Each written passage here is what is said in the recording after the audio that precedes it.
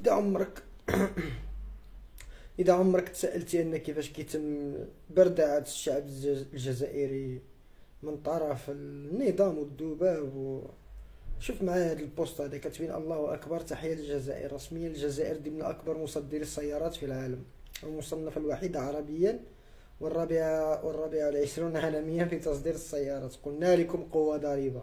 فاش كنمشيو نشوفوا دابا المشكلة هما ملي جاو يديروا العلام ديال الجزائر ما بدلوش السمية، خلوها مروكو.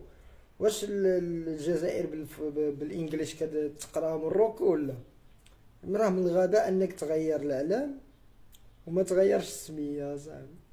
علاش كديروا هاد الضحك في راسكم؟ علاش يا صاحبي اي حاجه ديال الناس كتلصقوا فيها؟ علاش؟ مشكله وحق ربي لا مشكله.